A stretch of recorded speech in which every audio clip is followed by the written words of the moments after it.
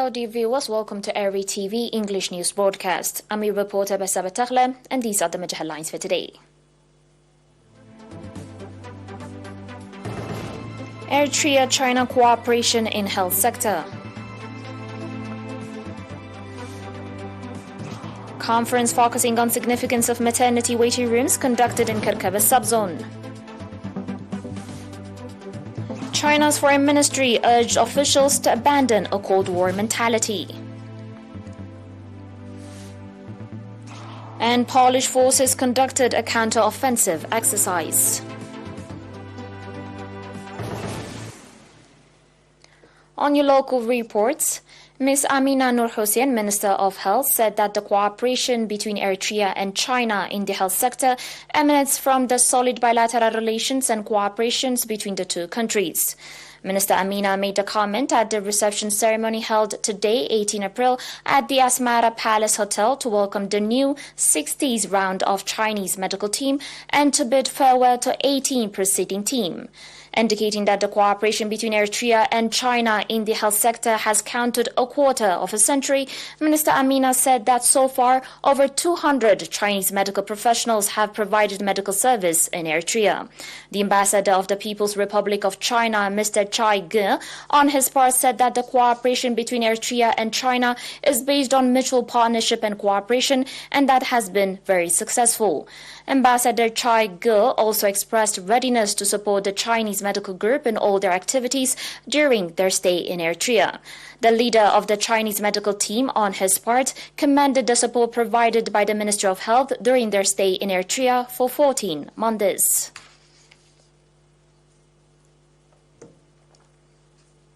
Conference focusing on the significance of establishing maternity waiting rooms was conducted on 9 and 10 April in Amalait, Karkava subzone. At the conference, in which public representatives from the subzones of Karkavat and Sal'a took part, an understanding was reached to establish maternity rooms, especially for pregnant women from remote areas, with a view to reduce the death of mothers and infants due to delivery. Noting that safety of mothers is safety of the society and the country, Dr. Hayalom Kidane, Director General of the Ministry of Health branch in Gashbarka region, called for providing due attention to the already established maternity waiting rooms and to establish at the other health facilities to enable the Ministry of Health meet its intended goals to ensure the health of mothers and children.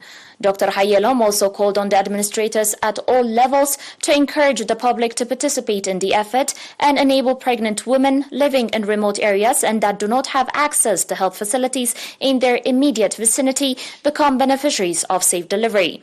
The participants of the Congress, on their part, expressed readiness to strengthen participation in the efforts.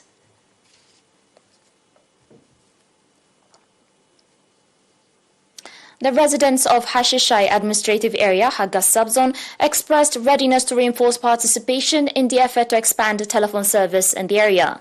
The residents also said that the potable water supply, health station, schools ranging from kindergarten to junior school put in place in their areas are significantly contributing in their stable life, pointing out that as a result of the regrouping of the villages of Golia, Schengen and Hashishai, they have been able to become beneficiaries of social service provisions. The residents called for alleviating the shortcomings the social service rendering institutions are currently facing. The head of Hashishai Health Station, Mr. Mohammed Usman Musa, stated that vaccination coverage has reached 100%, prenatal visits by pregnant women 87%, implementation of community-based environmental sanitation program over 72%, and commended village health committees for their role.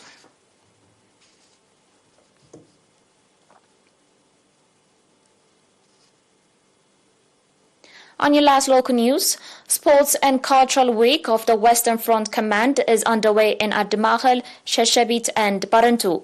The Sports and Cultural Week will continue for a month and 2 weeks, according to report. A number of sports activities, including football, volleyball, as well as competition among cultural troops, will be conducted, the report added.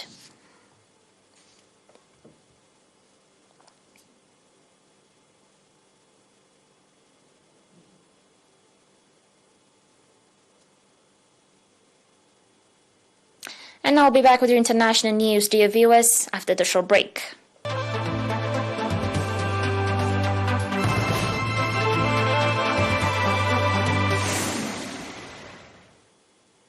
Welcome back. Today, 18 April, China's foreign ministry urged officials to abandon a Cold War mentality and stop hyping up China threat narrative just after a Dutch spy agency called China, quote-unquote, the greatest security threat to the Netherlands. In an annual assessment of threats that included commercial espionage and covert investments released yesterday, the Netherlands Intelligence Service cited China as the greatest threat to Dutch economic security. While the Netherlands regards China as a major trading partner, its military ambitions are driving attempts to obtain Dutch and Western technologies. The agency, known by its acronym AVID, said in its 2022 annual report.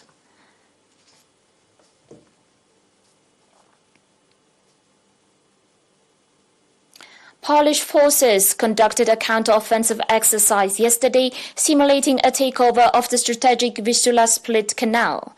Air, ground and sea forces teamed to train on a strategy to liberate the canal and surrounding bridges, located a few miles away from Russia's enclave of Kaliningrad. U.S. Army personnel and vehicles also took part in the exercise.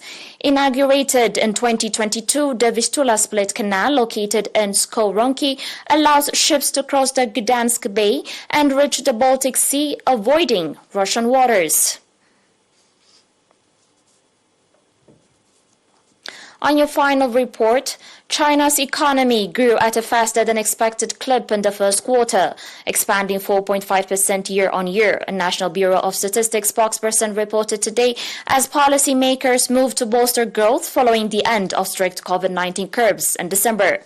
On a quarter-by-quarter basis, GDP grew 2.2% in January to March, National Bureau of Statistics spokesperson Fu Lunyu said, compared with expectations for a 2.2% increase and a revised 0.6% rise in the previous quarter.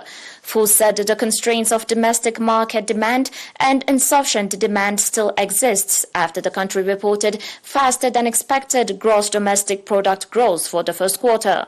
Fu further added that the international environment is still complex and growth of external demand is still uncertain.